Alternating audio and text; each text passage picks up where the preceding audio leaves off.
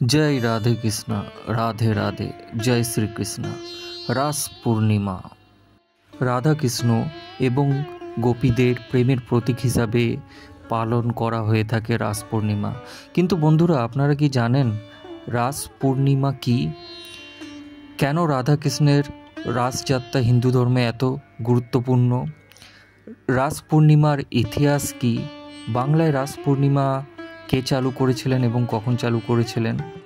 কার্তিক মাসে অনুষ্ঠিত হয় বলেই অনেকে রাস পূর্ণিমাকে কার্তিক পূর্ণিমা বলেও মনে করে থাকেন। আবার অনেক ধর্মের কাছে রাস পূর্ণিমা দ্বিতীয় দীপাবলি হিসাবেও পালিত হয়ে থাকে।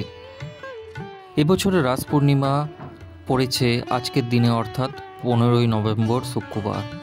14ই নভেম্বর বৃহস্পতিবার শেষ রাত 5টা 13 মিনিট 31 মিনিটে এই রাস লেগে গেছে এবং 15ই নভেম্বর শুক্রবার রাত 3টে 2 মিনিট 39 সেকেন্ড পর্যন্ত এই রাস পূর্ণিমা থাকবে।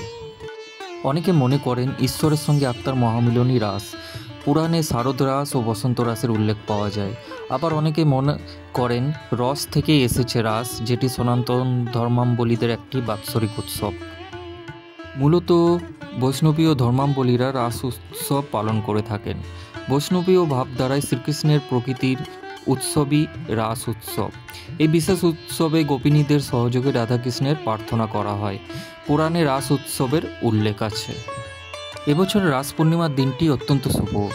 এবছরের কার্তিক পুজোর দিনেই রাস পূর্ণিমা পড়েছে। আবার গুরু নানকের জন্মদিনও আজ।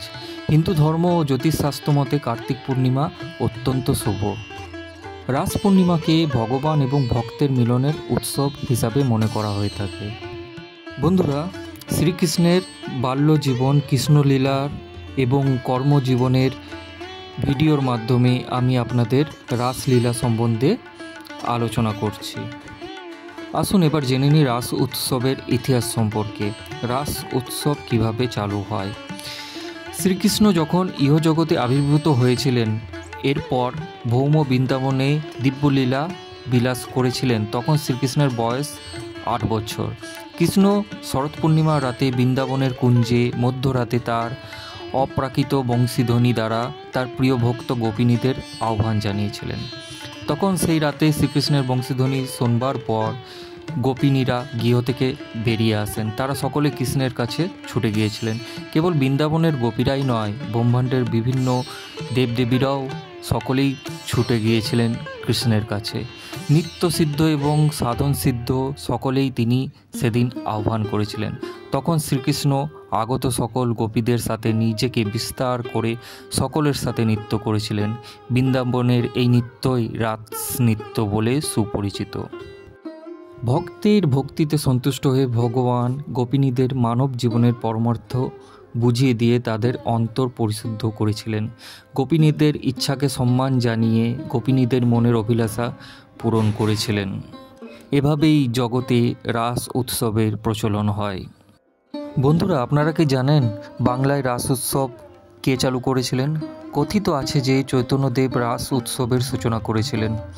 নবদ্বীপে সেক্ষেত্রে ষোড়শ শতাব্দীর প্রারম্ভে সূচনা হয়েছিল রাস উৎসবের।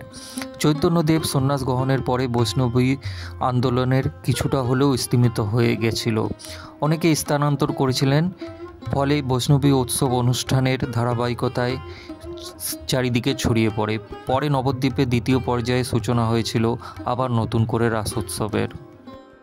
রাস পূর্ণিমা হলো বৈষ্ণবীয় সম্প্রদায়ের কাছে অত্যন্ত গুরুত্বপূর্ণ একটি উৎসব। এদিন বৃন্দাবনে গোপিনীদের সঙ্গে লীলায় মেতেছিলেন শ্রীকৃষ্ণ। উত্তরপ্রদেশের মথুরা ও বৃন্দাবনে এই উৎসব ধুমধাম করে পালিত হয়।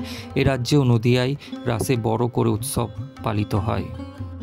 বন্ধুরা, রাস উৎসবের এই বিশেষ পর্বটি অবশ্যই আপনাদের ভালো লেগে থাকবে, আর এটি বেশি করে শেয়ার করবেন যাতে সমস্ত স্তরের মানুষের কাছে পৌঁছে যায়। আর কমেন্টে জয় শ্রীকৃষ্ণ রাধে রাধে অবশ্যই বলবেন।